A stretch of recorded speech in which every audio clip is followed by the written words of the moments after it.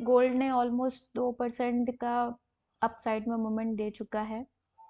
And अभी UK session चल रहा है। आज थोड़ा वीडियो रिकॉर्ड करने में लेट हो गए, बट फॉर्चुनेटली मोमेंट नहीं हुआ है, तो हमारा जो मूव है वो ज़्यादा छूटा नहीं है। तो हमारा जो कल का टारगेट था, कल हमारा पॉइंट ऑफ व्यू था कि मार्केट इस लेवल तक आनी चाहिए। ठीक है, यहाँ तक मार्केट के आने का चांसेस था। पहला सेकंड ये हमारा टारगेट था, और पहला टारगेट हमारा ये वाला एरिया था।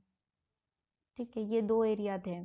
तो शाम के बाद ही मोमेंट आया। पहले तो पूरा दिन मार्केट ने इस एरिया को अच्छे से रिस्पेक्ट किया, एंड देन उसके बाद फिर हमारा जो फाइनल एरिया था उस लेवल को मार्केट ने रिस्पेक्ट किया है। ठीक है, जैसा कि हमने पहले भी बता रखा है कि ये बहुत ही इम्पोर्टेंट एरिया है। अगर आप फिबोनाची को रिट्रेस करते हैं तो ऊपर से अगर हाई से लेके लो तक का अगर स्ट्रेच करेंगे, तो ये हमारा गोल्डन जोन बन रहा है। ये हमारा जो है वो गोल्डन जोन बन रहा है। ठीक है, तो यहाँ से दो चीज़ें हो सकती हैं कि मार्केट यहाँ से एक बार और एक क्रैश देखने को हमें मिल सकता है। क्रैश कितना होगा ये तो मुझे नहीं पता, 2%, 3%, 4% का हो सकता है, या 5% का हो सकता है, बट यस, यहाँ से एक करेक्शन देखने को मिल सकता है। अगर मार्केट ने इस एरिया को ब्रेक करके ऊपर की तरफ ब्रेक करता है, तो फिर ट्रेंड जो है वो चेंज हो जाएगा। करेंटली जो ट्रेंड है वो मिड बियरिश है। लॉन्ग टर्म जो ट्रेंड है वो बुलिश ट्रेंड है, बट अगर मिड टाइम का अगर हम लोग देखें तो बियरिश है। ठीक है, तो यहाँ से हमारा क्या क्या लेवल्स बन रहे हैं। तो पहला कि यहाँ से अभी आप देख ही रहे हो कि कैंडल सेल साइड का कैंडल बना रही है, बियरिश हरामी पैटर्न यहाँ पे बना रखा है।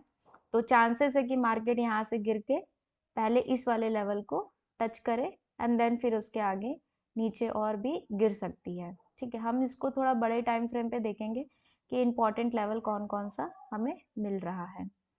ठीक है, सॉरी, छोटे टाइम फ्रेम पे।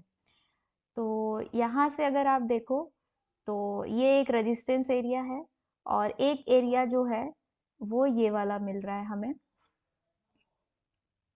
ये एक सपोर्ट है। यहाँ पे मार्केट ने बहुत टाइम तक वेट कराया है, तो इसका भी एक इम्पोर्टेंट लेवल बन जाता है यहाँ पे। एंड दूसरा जो है वो बनेगा ये वाला इम्पोर्टेंट एरिया, सेल साइड का मैं बता रही हूँ अभी। और तीसरा बन रहा है ये वाला एरिया। ठीक है, एंड चौथा आपको पता है जो ऑल टाइम अभी अभी रिसेंट जो लो बना हुआ है यहाँ तक।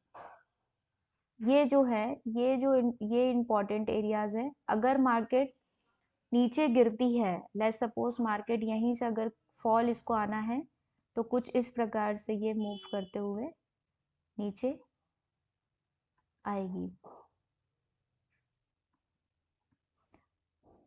इतना तो एक दिन में नहीं आ सकती, बट हाँ, क्रैश अगर आया तो डेफिनेटली हो सकता है, उसमें ये चीज़ नहीं है। ठीक है, ये सेल साइड का हो गया। अब हम बाई साइड का देखेंगे। लेट्स सपोज कि मार्केट ने इस लेवल को रिस्पेक्ट नहीं किया और ब्रेक किया। ठीक है, तो कहाँ तक मार्केट जा सकती है। तो हमारा पहला लेवल होगा ये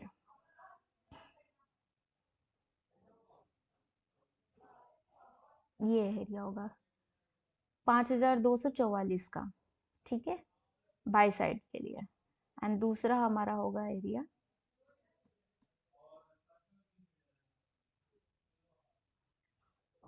5436 का एरिया।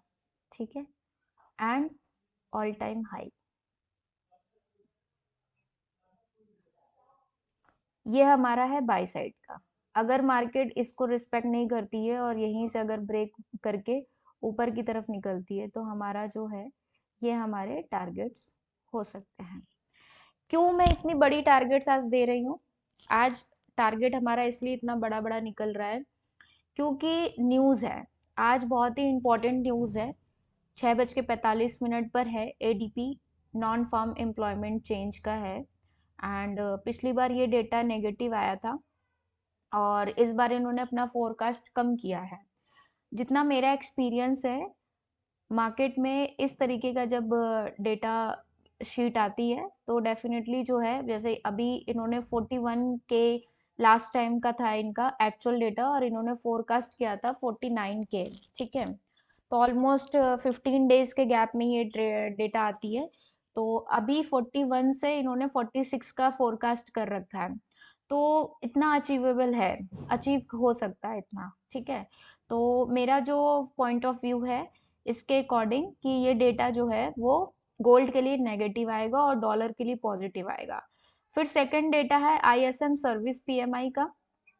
ठीक है, ये एक मैन्युफैक्चरिंग इंडस्ट्री का एक परचेजिंग मैनेजर का डेटा होता है, ये मतलब इंडेक्स होता है। ठीक है, और इसमें मैन्युफैक्चरिंग इंडस्ट्री जो होती है वो एक्सक्लूडेड होती है, वो नहीं काउंट की जाती हैं। ठीक है, तो इसका भी इन्होंने क्या हुआ, लास्ट टाइम इनका डेटा जो है वो पॉजिटिव था और गोल्ड के लिए नेगेटिव था, और इनका जो फोरकास्ट था पिछली बार 52 था, बट इस बार इन्होंने फोरकास्ट अपना 53.5 रखा है, जो कि पिछले वाले डेटा से इन्होंने कम किया है।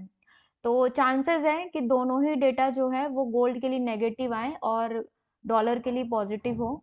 तो इसलिए ये सारे लेवल्स जो भी मैंने आज मार्क किए हैं, ये आपको ध्यान में रखना है। जब मार्केट में मूवमेंट आए तो आप इन इन लेवल्स को ध्यान में रखते हो अपने प्रॉफिट को बुक कर सकते हो, अपना ट्रेड मैनेज कर सकते हैं।